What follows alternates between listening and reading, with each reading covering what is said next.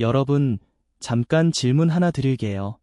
세상에서 가장 현명한 사람이 직접 써준 인생 교과서가 있다면 어떨까요? 실제로 그런 책이 존재합니다. 수천 년 전 역사상 가장 지혜롭다는 평가를 받은 한 왕이 자기 아들에게, 그리고 우리 모두에게 이렇게 말했어요. 얘야, 내가 살면서 배운 것들을 다 알려줄게. 이것만 알면 내 인생이 달라져. 그게 바로 성경의 잠언입니다. 잠언은 성경 중에서도 특별히 실용적인 책이에요. 믿음 이야기, 역사 이야기, 예언 이야기가 아니라 오늘 당장 써먹을 수 있는 지혜가 가득한 책이거든요. 돈 관리, 인간관계, 말조심, 감정 다스리기, 부지런하게 사는 법. 3000년 전에 쓰인 책인데 읽어보면 마치 오늘 우리한테 하는 말 같다는 느낌이 들어서 정말 소름이 돋습니다. 오늘은 잠언 전체 31장을 하나도 놓치지 않고 가장 핵심적인 이야기들로 여러분과 함께 풀어볼 거예요. 성경을 처음 접하시는 분도 전혀 걱정하지 마세요. 친구처럼 편하게 차근차근 이야기해 드릴게요. 먼저 배경 이야기부터 시작해 볼까요? 잠언은 히브리어로 미실레라고 하는데 쉽게 말하면 비교해서 배우는 짧은 교훈들이라는 뜻이에요. 주로 솔로몬 왕이 썼다고 알려져 있어요. 솔로몬은 이스라엘 역사에서 가장 유명한 왕 중 한 명으로 다윗 왕의 아들이에요.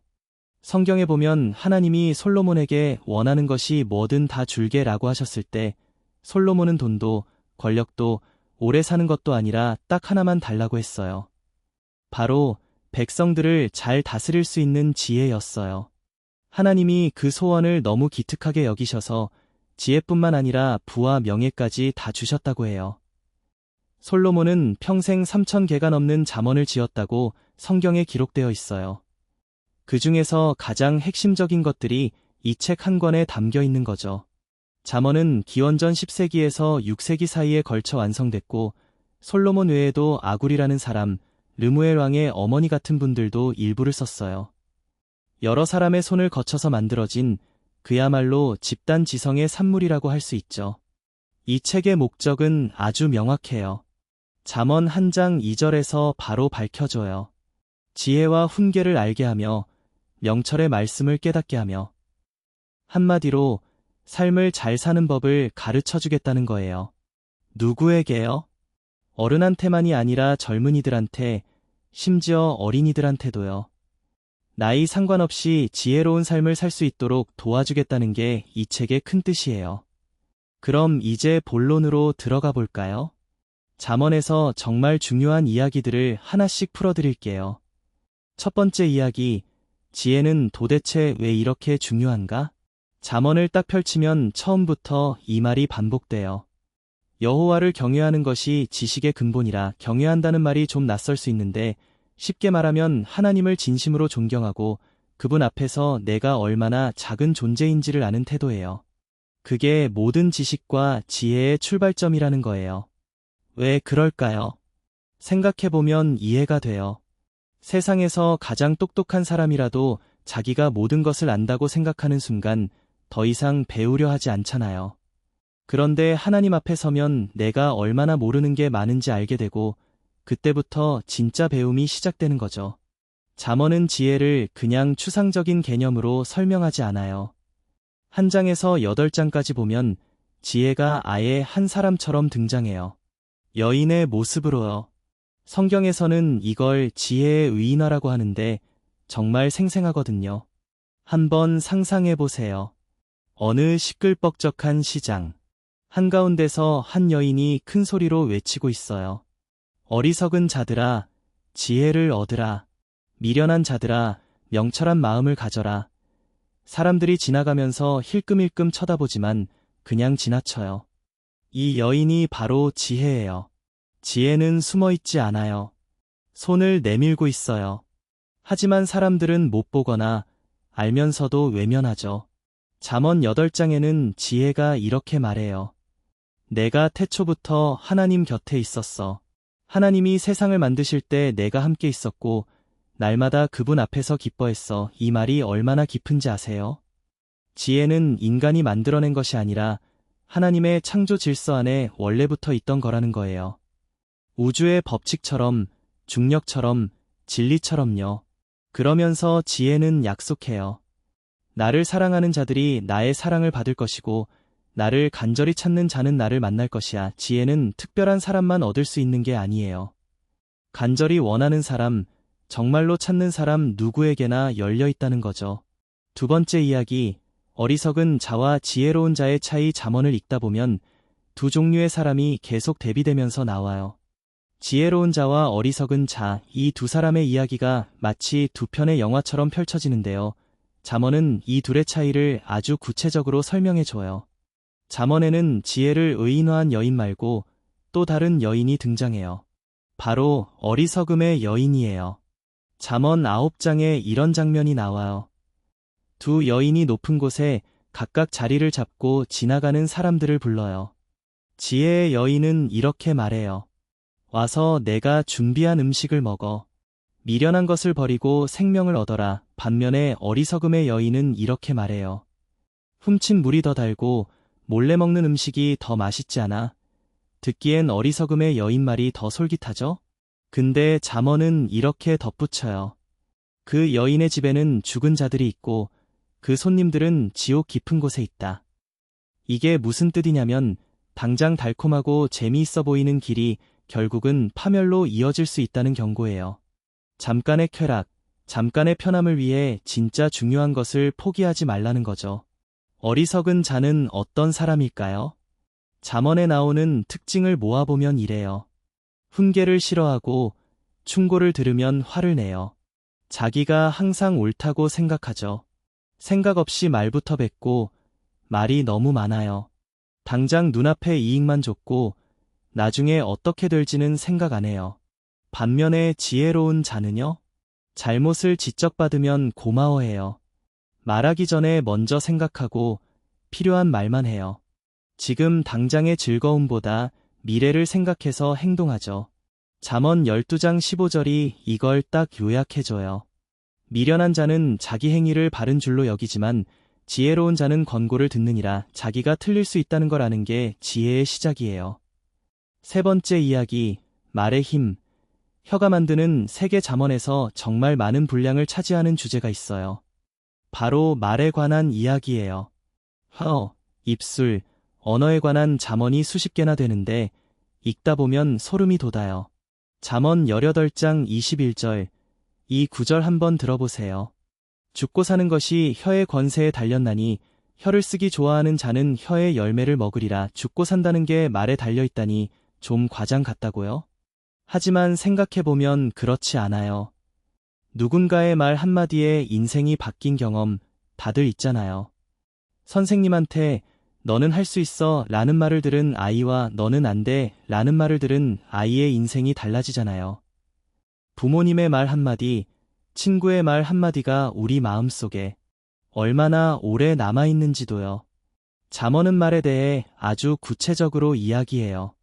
잠언 15장 1절, 유순한 대답은 분노를 시게 하여도 과격한 말은 노를 격동하느니라. 화난 사람한테 똑같이 화내면 불에 기름 붓는 거고 부드럽게 대답하면 불이 꺼진다는 거예요.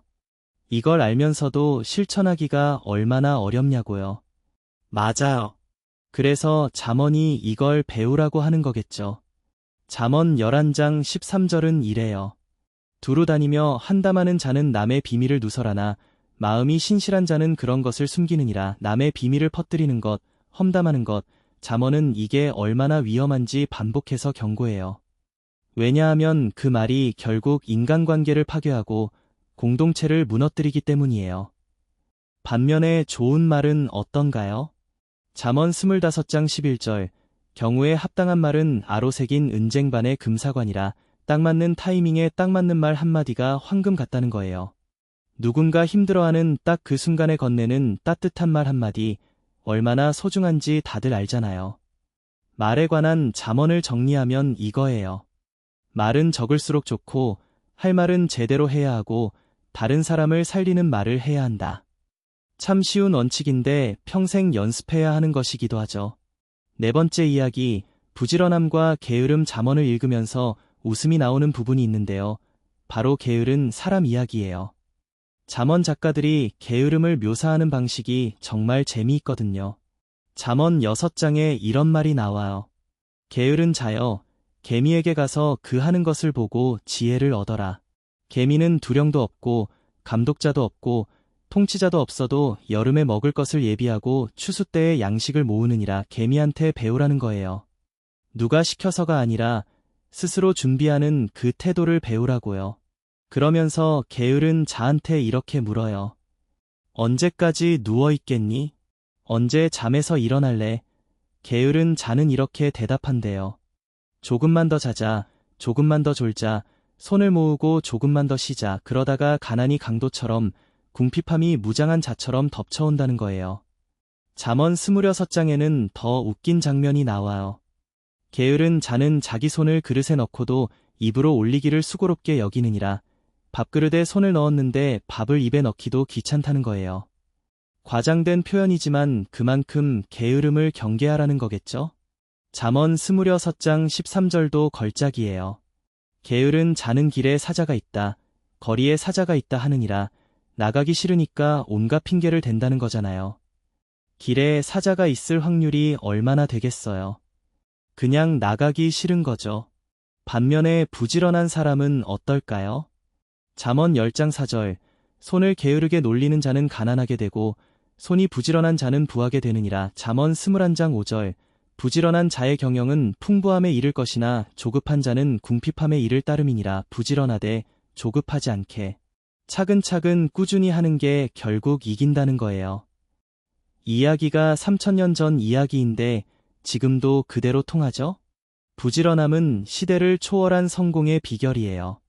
5번째 이야기, 교만과 겸손. 잠언에서 가장 강하게, 가장 반복해서 경고하는 게 뭔지 아세요? 바로 교만이에요. 그리고 교만의 반대인 겸손을 그토록 강조해요. 잠언 16장 18절, 이 구절은 많이 들어보셨을 거예요.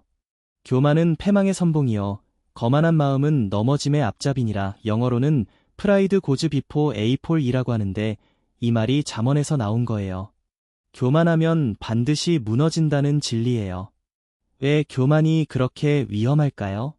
교만한 사람은 자기가 틀릴 수 있다는 걸 몰라요. 그래서 충고를 안 들어요. 자기 힘만 믿다가 도움이 필요할 때 도움을 못 받아요.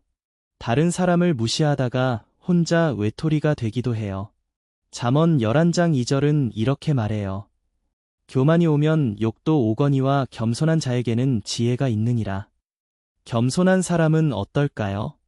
잠언 15장 33절, 여호와를 경외하는 것은 지혜의 훈계라. 겸손은 존귀의 앞잡이니라. 진짜 존귀함은 겸손에서 온다는 거예요. 자기를 낮추는 사람이 결국 높아진다는 역설이죠. 잠언 12장 9절도 재미있어요. 비천이 여김을 받을지라도 종을 부리는 자는 스스로 높은 채 하면서 음식이 핍절한 자보다 나으니라. 남들 보기에 좀 초라해 보여도 실속 있게 사는 게 겉으로 있는 척하면서 실제로는 아무것도 없는 것보다 낫다는 거예요. 허세보다 진실이 낫다는 말이죠.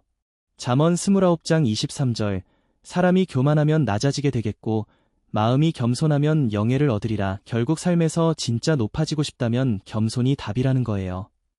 이게 3000년 전부터 내려온 지혜인데 오늘날에도 정말로 맞는 말이죠. 6번째 이야기, 우정과 인간관계. 잠언은 관계에 대한 이야기도 정말 많이 다뤄요. 특히 진정한 친구가 어떤 존재인지, 인간관계에서 어떻게 살아야 하는지에 대해 깊이 있게 이야기해요. 잠언 17장 17절, 이 구절 정말 좋아요. 친구는 어느 때에든지 사랑하고 형제는 위급한 때를 위하여 낳느니라. 진짜 친구는 좋을 때만 있는 게 아니에요. 힘들고 어려울 때, 위기의 때에 나타나는 게 진짜 친구라는 거예요. 잠언 18장 24절도 마음에 남아요. 많은 친구를 얻는 자는 해를 당하게 되거니와 어떤 친구는 형제보다 더 친밀하니라. 친구 수가 많은 게 중요한 게 아니라 진심으로 나를 아끼는 한 친구가 더 소중하다는 거예요. SNS 팔로워 수에 집착하는 지금 시대에 정말 귀에 박히는 말이죠. 잠언 27장 6절은 좀 도전적인 말이에요. 친구의 아픈 충고가 신실함의 표시요, 원수의 잦은 입맞춤은 거짓이니라. 쓴소리를 해주는 친구가 진짜 친구예요. 항상 좋은 말만 해주는 사람이 오히려 더 위험할 수 있어요. 사실을 말해줄 수 있는 관계, 그게 진짜 우정이에요. 그리고 잠언은 이웃에 대해서도 이야기해요. 잠언 3장 29절, 내 이웃이 내 곁에서 평안히 살거든 그를 해하려고 꾀하지 말며 옆에 있는 사람을 이용하거나 속이지 말라는 거예요. 가까이 있다는 걸 악용하지 말라는 거죠. 7번째 이야기, 현숙한 여인. 잠언의 마지막 그림, 잠언의 마지막 장인 31장에는 정말 특별한 인물이 등장해요. 바로 현숙한 여인이에요. 이 부분이 어떻게 쓰였냐면 르무엘 왕의 어머니가 아들에게 해준 말이에요. 어머니가 왕인 아들에게 진짜 좋은 배우자, 진짜 훌륭한 사람이 어떤 사람인지 알려줄게라고 하면서 그린 그림이에요.